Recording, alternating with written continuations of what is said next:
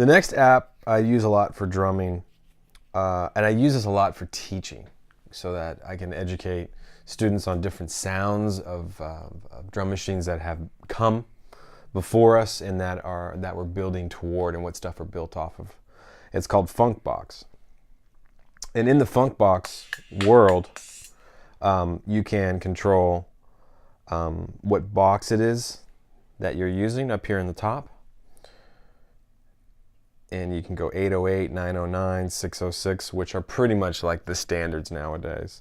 In the CR78 computer rhythm box, Rhythm King, Sly and the Family Stone used that song called In Time. There's a big movement in the 70s where a lot of people were playing drum-wise or song-wise to these boxes that were kind of unique at the time. And some of these, like this one right here, is Maestro Rhythm King. This is one I was just explaining with Sly.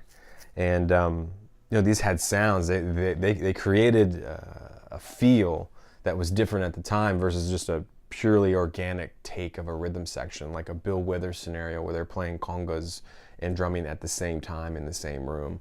They would lay down the rhythm first and then have somebody come in and overdub to it or do it live at the same time. But as I'm teaching students, I teach them the different styles of sounds, different kind of ways that machines were used. Like the Lin was, I believe, Hal Blaine recorded a lot of drum sounds for that. So you get into different errors of sampling versus sine wave manipulation within these short little bursts of milliseconds of sound. And the Funkbox is great because it has the majority of used drum machines.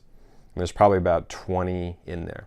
808 being the most obviously used nowadays. If you want a great example of an 808 machine, check out the song Sexual Healing by Marvin Gaye. Or you can check out Rick Rubin's production of LL Cool J's first record, Radio. That album is just caked with 808, some vocal, and a DJ. It's really actually a brilliant example of how that machine was used in the early 80s when it came out.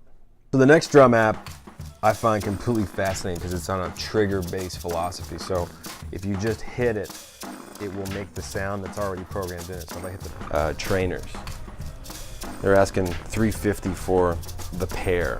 I can't tell you if it's worth it or not because I haven't heard them, but you never know. You might fall into something that's